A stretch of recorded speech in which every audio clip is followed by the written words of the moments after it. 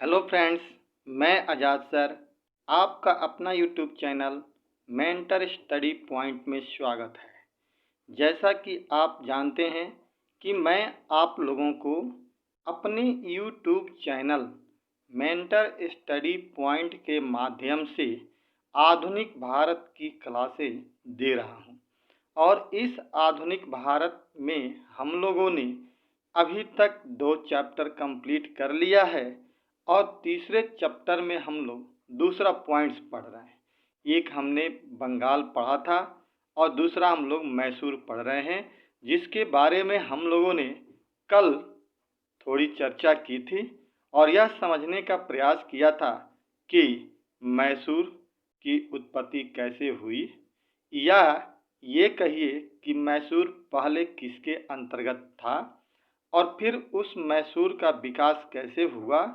और कैसे मैसूर का राजा हैदर अली बना, यानी शासक बना, और हैदर अली और अंग्रेज़ों के बीच में क्या स्थिति रही, इसकी थोड़ी बहुत हमने जानकारी ली। और इसके बाद हैदर अली के पुत्र टीपू सुल्तान के बारे में हमने पढ़ा और यह भी देखा कि टीपू सुल्तान ने कैसे फ्रांसीसियों से अपनी दोस्ती को कायम करने में सफल रहा और इसी बीच उसकी मृत्यु 1799 ईस्वी में हो जाती है। और इस प्रकार मैसूर के जो 2 महान शासक हैदर अली और टीपू सुल्तान थे, इनका अंत हो जाता है। ये चीज़ें तो हमने कल के वीडियो में पढ़ा था। आज के वीडियो में हम लोग चर्चा ये करेंगे कि मैसूर और अंग्रेज़ों के बीच में कुल 4 युद्ध हुए थे और इन 4 युद्धों को ही आंग्ल मैसूर युद्ध के नाम से जाना जाता है। ये 4 आंग्ल मैसूर युद्ध अंग्रेज और मैसूर के बीच में हुआ था, जिसमें पहले युद्ध में अंग्रेज़ों की हार हुई थी और दूसरे युद्ध में हैदर अली की मृत्यु और उसके बाद उसका पुत्र टीपू सुल्तान ने इसे आगे बढ़ाने का प्रयास किया और उसके बाद 2 युद्ध वो भी लड़ा और उसके बाद अंतिम जो युद्ध हुआ, उस युद्ध में टीपू सुल्तान की मृत्यु हो गई और टीपू सुल्तान की मृत्यु होते ही मैसूर जो राज्य था वो अंग्रेज़ों के नियंत्रण में आ गया और फिर पुराना जो वंश था, मांड्यार वंश जो हमने पढ़ा था, वहीं पे 2 हिस्सों में बांट करके उन दोनों को बैठा दिया गया। तो इनके बारे में मैंने एक संक्षिप्त कहानी बताई और इसी के बारे में हम लोग पढ़ेंगे, समझने का प्रयास करेंगे कि लड़ाइयाँ 4 हुई और सबसे महत्वपूर्ण है कि चारों लड़ाइयों में 3 जगहों पे 3 संधियाँ होती है और ये संधि के डेट्स पूछे जाते हैं एग्जाम हॉल में। जिस प्रकार हैदर अली और टीपू सुल्तान से जो क्वेश्चंस बनते हैं, उसी प्रकार यहाँ की 4 लड़ाइयों को भी मैचिंग करने के लिए क्वेश्चंस, या ये कहिए कि संधियों के डेट्स पूछे जाते हैं। तो इस लिहाज से मैसूर आंग्ल युद्ध जो है वो बहुत ही इम्पोर्टेंट माना जाता है। ठीक है, मैं कोशिश करूंगा दोस्तों कि बड़ी ही संक्षिप्त तरीके से, संक्षेप में ये इसको यूँ कहिए कि मैं समझाने के लिए बहुत ही अच्छे तरीके से आपको मैं बताने का प्रयास करूंगा, ताकि बड़ी आसान शब्दों में आपको इसका कंसेप्ट समझ में आ जाए और युद्ध का वजह समझ में आ जाए, फिर हम चीज़ें आसानी से याद करने में सफल हो जाएं। ठीक है दोस्तों, तो चलिए हम लोग बात करते हैं, पहले शुरुआत करते हैं। कह रहा है कि मैसूर और अंग्रेज के बीच कुल 4 आंग्ल मैसूर युद्ध हुए, जिनमें से प्रथम में मैसूर की जीत हुई और बाकी के 3 युद्धों में मैसूर की हार और अंग्रेजों की जीत हुई। बात बिल्कुल क्लियर, मैंने आपको भूमिका दे दिया यहाँ पे कि 4 मैसूर युद्ध हुए थे आंग्ल मैसूर। इनमें से पहले में तो मैसूर की जीत हुई, लेकिन बाकी के 3 में इसकी हार हुई और अंग्रेजों की जीत हुई। तो वजह क्या रहा कि पहले जीता और फिर बाद में हार गया। चलिए अब हम बात करते हैं सबसे पहला युद्ध, जिसको हम लोग कहते हैं प्रथम आंग्ल मैसूर युद्ध। तो दोस्तों सबसे पहला आप काम कीजिएगा, नोट्स इसको पढ़ करके या वीडियो को देख करके, कि पहले डेट्स एक जगह पे आप अलग लिख लीजिएगा, फिर उससे संबंधित उनकी संधियों को लिख लीजिए। मैं अगर ऐसे कर लेता तो फिर समझाना मुश्किल हो जाता है, इसलिए हम तो एक सिस्टम से पढ़ा रहे हैं। आप इसको अलग नोट्स बना करके, चार्ट बना करके एक बार देख लीजिएगा और उसमें प्रथम आंग्ल मैसूर युद्ध जो है 1767 ईस्वी से लेके 69 ईस्वी तक चला। ठीक है, एक चीज मैं आपको थोड़ा सा पीछे याद दिला दूं कि आपको मैंने पहले बताया था कि मैसूर से मराठा का संबंध भी अच्छा नहीं था। एक चीज क्लियर हो गया, पहले बता रखा हूं मैं। दूसरी चीज आपको मैंने कल वीडियो में बताया था, जब हम बता रहे थे नक्शे के बारे में, कि विजयनगर और बहमनी का जब पतन हो जाता है तो बहमनी का ही हिस्सा मैसूर होता है, जो आज कर्नाटक में है, उसका उदय होता है। और जो बहमनी का इलाका और बीजापुर का जो ऊपरी इलाका होता है, उस इलाके पे आगे चल करके, मतलब आधुनिक काल तक आते आते निजाम का अधिकार हो जाता है, वो इलाका निजाम का हो जाता है। इस प्रकार देखा जाए तो अब जा करके इस एरिया का जो बाउंड्री बनता है, वो बाउंड्री में अगर देखें तो ये, अगर हम ऐसे नक्शे की बात यहाँ करें और हम ये करें कि यहाँ पर क्या है कि ये हमारा मैसूर है, तो इधर हमारा निजाम और इधर हमारा मराठा हो जाता है, और बीच में ये मैसूर का इलाका, और इधर ये हमारा फ्रांसीसियों का तटीय क्षेत्र हो जाता है।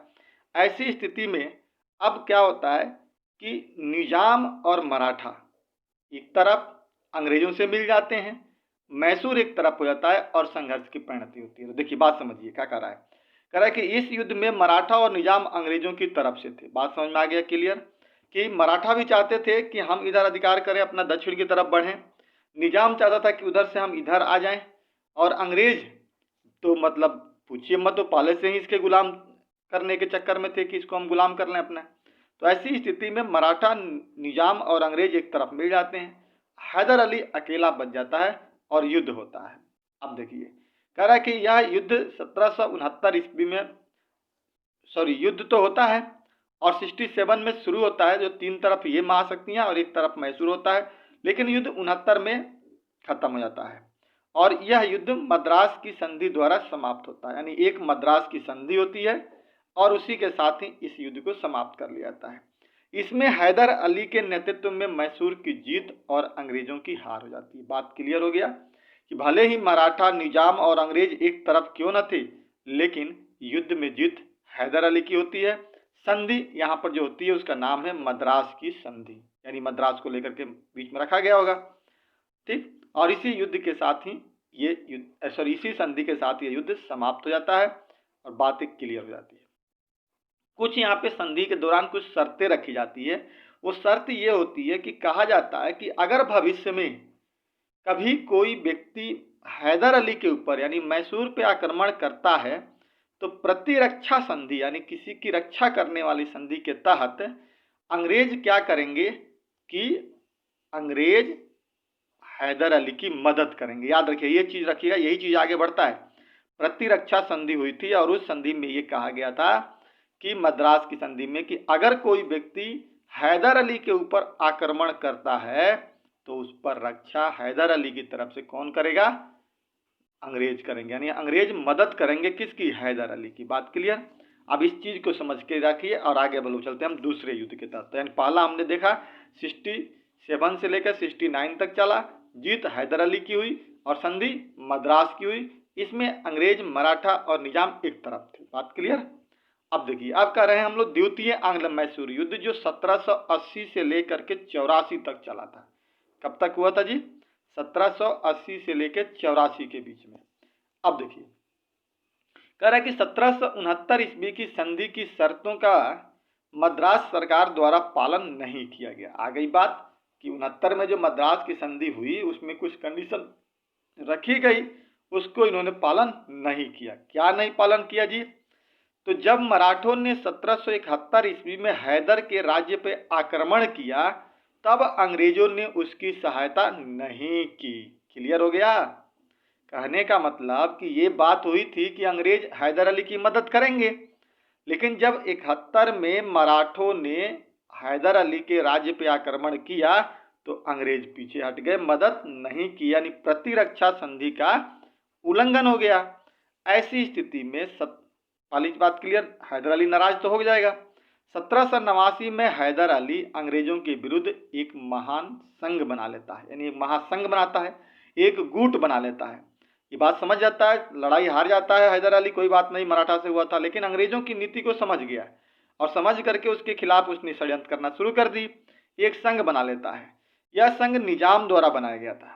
ठीक, निजाम को, यानी जो पहले निजाम इससे अलग था, अब उस निजाम को इसने अपने में मिलाने का प्रयास किया। इसमें मराठा, हैदर और निजाम एक साथ थे। अब देखिए द्वितीय लड़ाई के समय कौन आ गया जी, फिर जो पहले जो अलग थे वही इनके साथ आ गए, मराठा, हैदर और निजाम एक साथ हो गए। ऐसी स्थिति में अब 1780 ईस्वी में युद्ध होना की बात आई, तो देखते हैं क्या होता है। इसी बीच अमेरिकी स्वतंत्रता आंदोलन के कारण भारत में अंग्रेज और फ्रांसीसी दुश्मन बन गए। अब देखिए, अब इस बात को थोड़ा यहाँ पे समझना है। क्या आपको पता होगा, हैदर अली हो या टीपू सुल्तान, इस दोनों ने फ्रांसीसियों से दोस्ती की थी, यानी फ्रांसीसियों से ही बहुत अच्छा संबंध था इन दोनों का। और फ्रांसीसियों का जो था, फ्रांसीसी और अंग्रेजों के बीच में अच्छी संबंध नहीं थी। अंग्रेज नहीं चाहते थे कि फ्रांसीसी जो हैं वो हैदर अली के करीब पहुँचें। अब ऐसी ईस्वी में आपको याद होगा कि अमेरिका की क्रांति जो है 1776 ईस्वी में शुरू हुई थी। अब जब 1776 में अमेरिका की क्रांति शुरू हुई तो वो वहाँ पर हुई, तो फ्रांसीसियों का भी उसमें संघर्ष हुआ, उसका प्रभाव भारत में भी पड़ा। आपको पहले ही बताए हैं, जब जब भी यूरोप में कोई दिक्कत होती है, असर यहाँ भारत में भी पड़ता है। तो ये एक दूसरे के दुश्मन हो गए। अब जब दुश्मन हो गए तो निश्चित तौर पे अब जब फ्रांसीसी अंग्रेजों के दुश्मन हो गए तो हैदर अली भी दुश्मन हो जाएगा। ऐसी स्थिति में अब देखिए, त्रिकोणीय स्थिति को समझने पर प्रयास कीजिएगा, मैं आपको बिल्कुल बारीकी से समझाऊंगा। पहला तो ये समझिए कि मराठा, निजाम और हैदर एक तरफ हैं, पहली चीज़। दूसरी तरफ आपको ये समझना है कि अंग्रेज और फ्रांसीसी से झगड़ा हो रहा है, झगड़ा हो रहा है। उसी बीच इसी तट पे, केरल के तट पर एक बंदरगाह था जिसका नाम था माही। उस माही बंदरगाह पर अंग्रेज आक्रमण कर देते हैं और फ्रांसीसी दोनों लड़ जाते हैं। कह रहा कि अंग्रेजों ने फ्रांसीसी बंदरगाह माही पर आक्रमण कर दिया। ठीक, माही बंदरगाह हैदर अली के राज्य के अंतर्गत आता था। अब माही चूंकि वहां से थोड़ा सा दूरी पे था, कर्नाटक के तट पे, तो वो किसके अंदर में आता था? माही, माही आता था हैदर अली के नियंत्रण में। और हैदर अली की दोस्ती अच्छी थी फ्रांसीसियों से, तो उसके साथ संबंध अच्छे थे। अब ऐसी स्थिति में बीच में आकर के अंग्रेजों ने क्या कर दिया, वहां पे आक्रमण कर दिया। अब आक्रमण कर दिया, माही को जीतने लगे वो लोग। अब उसका हैदर अली से बहुत अच्छा कनेक्शन था। क्या था? जितने भी राशन आते थे बाहरी इलाके से, विदेशों से, तो वो माही बंदरगाह पर, और माही बंदरगाह से सीधा मैसूर पहुंच जाता था, और मैसूर को उससे फायदा होता था इस बंदरगाह से। ये चीज याद रखिएगा कि यह बंदरगाह किसके लिए बहुत ज्यादा महत्वपूर्ण था? मैसूर के लिए। तो अब फ्रांसीसियों पर आक्रमण, मैसूर पर आक्रमण माना गया। इसी बीच 1780 ईस्वी में हैदर अली ने कर्नाटक के अर्काट पर आक्रमण कर दिया। अंग्रेजों ने फ्रांसीसी बंदरगाह माही पर आक्रमण कर दिया। माही बंदरगाह हैदर अली के राज्य के अंतर्गत आता था और उसके लिए महत्वपूर्ण भी था, क्योंकि सारे राशन की सप्लाई सैनिकों के लिए माही से ही होता था। तो इस तरह से बात दोनों में बिगड़ने लगी। एक तो बात आ गई, संघर्ष की स्थिति बनने लगी। इसी बीच 1780 में हैदर अली ने कर्नाटक के अर्काट पर आक्रमण कर दिया, जिस पर कब्जा किसका था? अंग्रेजों का था। और इसी के साथ ही क्या हुआ, 1780 में द्वितीय आंग्ल मैसूर युद्ध की शुरुआत हो जाती है। इसके बाद मैसूर और अंग्रेजों के बीच संघर्ष शुरू हो गया। इसी बीच 1782 में, अब संघर्ष शुरू हो गया, लड़ाई चल रही है, अब तो चल ही रही है लड़ाई। इसी बीच 1782 में मराठा और अंग्रेजों के बीच सालवाई की संधि हुई और मराठा अलग हो गया। बात समझिए यहाँ पे क्या होता है, ये बहुत बड़ी बारीकी चीज है। यहाँ पे बेटा थोड़ा आपको ध्यान देना पड़ेगा, ध्यान से समझना पड़ेगा, कई सारा यहाँ पे कनेक्शन जुड़ा हुआ है। अभी हमने आपको एक चीज बताया कि अंग्रेज की लड़ाई मैसूर से चल रही थी 80 से लेकर के जो 84 तक चलेगा। पहला एक चीज कंसेप्ट आप अलग रखिएगा। दूसरा आपने देखा कि इसी समय अंग्रेज जो हैं वो 1776 में अमेरिका में भी लड़ रहे हैं, यानी उनकी संघर्ष कहीं ना कहीं अमेरिका में भी चल रहा है एक स्तर पे। और ठीक इसी समय भारत में प्रथम मराठा संघर्ष भी चल रहा था। प्रथम आंग्ल मराठा संघर्ष जो है वो 1775 से लेकर के 1775 से लेकर के 82 के बीच में, कब से कब तक जी है बाबू, मिस्टेक हो गया, 1775 से 82 के बीच में पहला मराठा संघर्ष चलता है, जो मराठा का भी अंग्रेजों के साथ 3 लड़ाइयाँ होती है। पहला तो अब देखिए अंग्रेज एक ही समय में कहाँ कहाँ लड़ रहे हैं, इधर मराठों से भी लड़ रहे हैं, उधर मैसूर से भी लड़ रहे हैं भारत में, और उधर उनको अमेरिका पर भी ध्यान देना है। ऐसे में 82 में लगा इनको कि अगर हमें हैदर अली को हराना है तो सबसे पहले मराठों से संधि करके लड़ाई को विराम देनी पड़ेगी, और फिर हम जब मैसूर को हरा देंगे तब हम मराठों को बाद में निपट लेंगे, देख लेंगे। ऐसी ही कंडीशन में 1782 ईस्वी में मराठा और अंग्रेजों के बीच में एक संधि होती है जिसे हम लोग सलवाई की संधि कहते हैं। ये सलवाई की संधि क्या थी? प्रथम संधि थी। किसके किसके बीच में? मराठा और अंग्रेजों के बीच में, प्रथम मराठा संघर्ष को समाप्त करने के लिए। अब जैसे ही संधि हुई, जो मराठा किसके तरफ था? पहले मैसूर की तरफ से हट गया, अंग्रेजों में शांति मिल गई। अब मैसूर अलग हो गया, अकेला हो गया। इसी बीच 1782 में ही एक पोटोनोवा के युद्ध में हैदर अली पराजित हो जाता है और घायल हो जाता है, और कुछ समय के बाद 1782 में हैदर की मृत्यु हो जाती है। क्लियर हो गया? यानी मेरे ख्याल से आपका कंसेप्ट बिल्कुल क्लियर यहाँ रखिएगा। एक साथ में तीन तरफ अंग्रेज लड़ रहे थे, एक तरफ मराठों से, दूसरी तरफ मैसूर से, और तीसरी तरफ वहाँ अंग्रेज से। अंग्रेज की तो बात हटा दीजिए, विदेशियों की स्थिति थी वहाँ तो छोड़ दीजिए।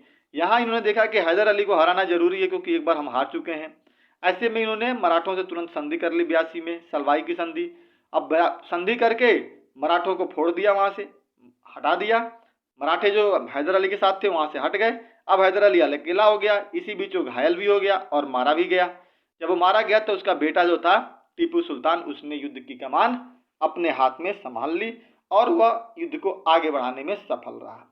इसके बाद हैदर का बेटा टीपू सुल्तान ने युद्ध को आगे बढ़ाया और 1784 ईस्वी में टीपू और अंग्रेजों के बीच मंगलौर की संधि से युद्ध समाप्त हो गया। फिर अब यहाँ देखा टीपू सुल्तान की स्थिति बिगड़ रही है तो यहाँ पे एक संधि हो गई, और संधि कौन सी हुई?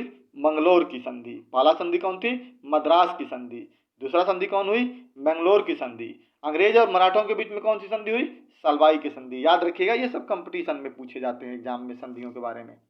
ठीक, तो अब यहाँ पे संधि हो गई और युद्ध क्या हो गया? 1784 में समाप्त हो गया, यानी सेकंड आंग्ल मैसूर युद्ध समाप्त हो गया, हैदर अली की मृत्यु हो गई।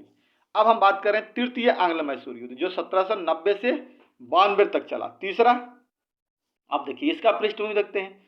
मंगलौर की संधि एक खोखली विराम संधि के अलावा और कुछ नहीं था। देखिए ये संधि तो सिर्फ इसलिए टीपू सुल्तान ने भी कर लिया था कि वो देख रहा था कि अब हम हार रहे हैं और पूरी तरह से फंसे हुए हैं, उसके मित्र उसका साथ छोड़कर जा रहे हैं। ऐसी स्थिति में उसने देखा कि संधि कर लेना ही जरूरी है, फिर आगे देखेंगे क्या होता है।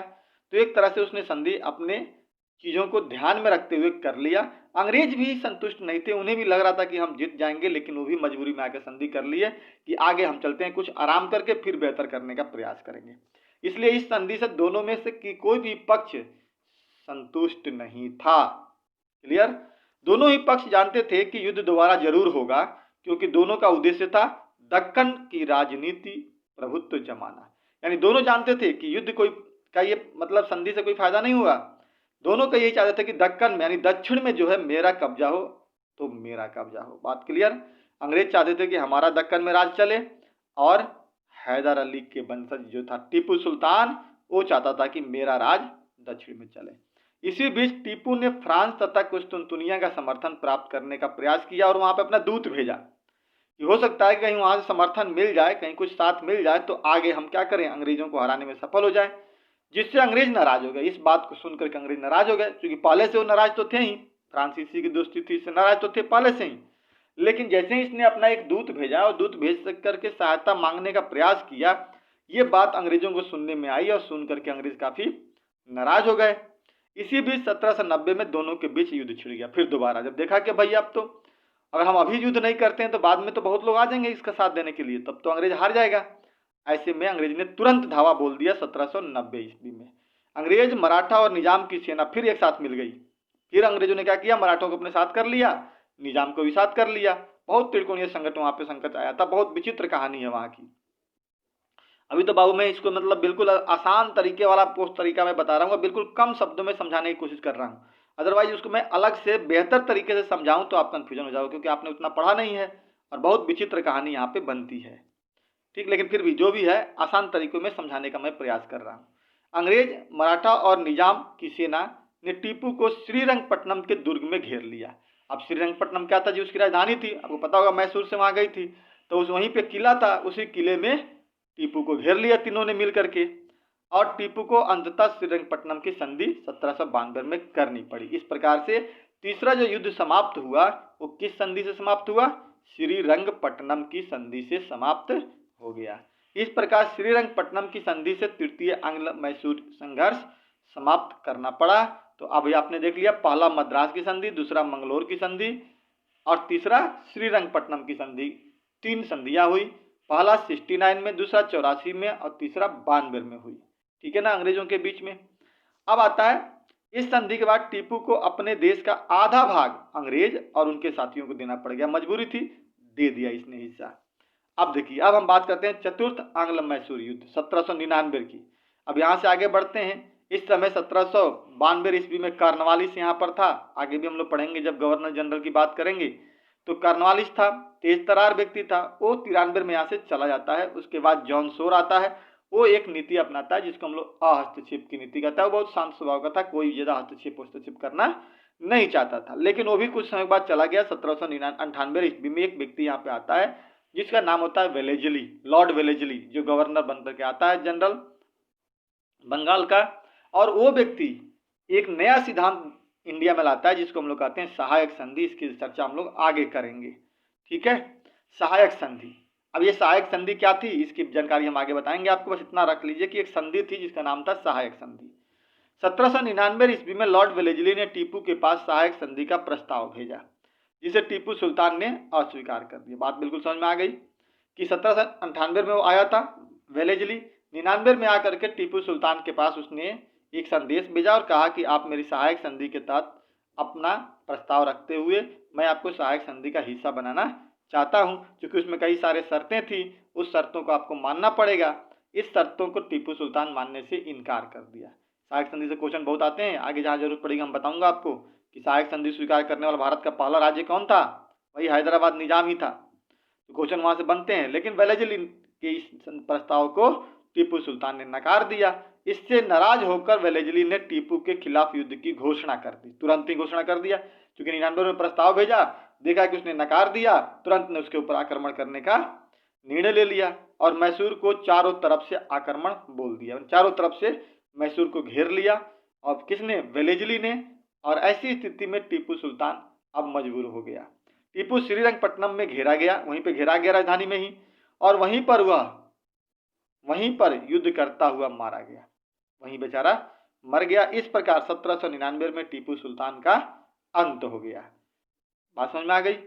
यानी 1799 में इसकी मृत्यु हो गई। मृत्यु होते ही मैसूर पर अधिकार किसका हो गया, अंग्रेजों का। और फिर उसका जो पुराना वंशज था वडियार वंश, उसी को वहां पर ला दिया गया, 2 हिस्सों में बांट दिया गया, दोनों को आधा आधा हिस्सा दे दिया गया और बाकी ऊपर से कौन सा है वो बन गए, अधिकार किसका हो गया, अंग्रेजों का, और साम्राज्य चलने लगा उनके अंतर्गत। इस प्रकार 4 युद्धों के बाद अंग्रेजों ने मैसूर को जीतने में सफल रहे और अब मैसूर पर अंग्रेजों का कब्जा हो गया। और इसी चौथे युद्ध के साथ ही मैसूर का अंत भी हो गया और टीपू सुल्तान का भी अंत हो गया। इस प्रकार दोस्तों हमने क्या देखा, आज हमने देखा 4 युद्ध। मुझे विश्वास है कि आपको ये कहानी समझ करके कंसेप्ट के आधार पर आपको चारों युद्ध याद हो जाएगा। चारों का पहला काम कीजिएगा, एक तो पहले डेट्स याद कर लीजिएगा कि सब कब से कब तक के बीच में रहा, किस युद्ध में कौन नेतृत्व किया, किस संधि से समाप्त हुई, ठीक है, कौन कौन संधियां हुई थी। और इसके साथ ही ये हमारा कंप्लीट हो जाएगा टॉपिक। आपको मेरे ख्याल से ये टॉपिक समझ में आया होगा, युद्ध समझ में आया होगा। दोस्तों मेरा वादा था कि आज मैं आप लोगों को कुछ प्रश्न और उत्तर लेकर के आता, जो प्रश्नों की चर्चा करते हैं हम लोग, लेकिन किसी कारणवश हम प्रश्न की चर्चा नहीं कर पा रहे हैं। किसी अगले वीडियो में हम मैसूर से जुड़े हुए जो भी 15-20 क्वेश्चन होंगे, 50 क्वेश्चन होंगे, उसको मैं आपको निश्चित तौर पे किसी दिन चर्चा करूंगा। हो सकता है कल ही चर्चा कर दें, लेकिन आज कुछ कारणवश नहीं हो पाया। आप इसे पढ़िए, ध्यान से समझिए। इस प्रकार से हमने 2 वीडियो के माध्यम से मैसूर को कंप्लीट किया। मैसूर से क्वेश्चन आते हैं, हैदर अली के बारे में और टीपू सुल्तान के बारे में कई बार क्वेश्चन पूछे जाते हैं। एक बार तो क्वेश्चन ये भी पूछा गया है कि किस युद्ध के दौरान टीपू सुल्तान की मृत्यु हुई थी। तो 1799 में जो युद्ध हुआ था उसी के दौरान उसकी मृत्यु हो गई थी। ठीक है, तो ये भी क्वेश्चन पूछे गए हैं। सलवाई की संधि कब होती है, ये भी क्वेश्चन पूछे गए हैं। मद्रास की संधि कब हुई थी, ये भी पूछा गया है। मंगलोर की संधि, श्रीरंगपट्टनम की संधि, ये अक्सर सवाल पूछे जाते हैं। आप ये सब याद रखिएगा। दोस्तों अगर आपको ये वीडियो पसंद आता है तो आप इस वीडियो को लाइक कीजिएगा, आप इस वीडियो को शेयर कीजिएगा। कुछ भी आपको इसमें लगता है कि सुधार करने की और ज़रूरत है तो इसमें आप कमेंट लिखिएगा। और अभी तक आपने अगर वीडियो को सब्सक्राइब नहीं किया है तो आप इसे सब्सक्राइब जरूर कर दीजिएगा। और साथ ही साथ आपके मोबाइल में जितने भी कॉन्टैक्ट नंबर हैं उन नंबरों को भी आप इससे शेयर करने का प्रयास कीजिएगा, ताकि जैसे जैसे हमारा वीडियो के सब्सक्राइबर बढ़ेंगे वैसे वैसे हमारा भी मनोबल बढ़ेगा और मैं आपको और बेहतर तरीके से समझाने का प्रयास करूंगा। जय हिंद, जय भारत।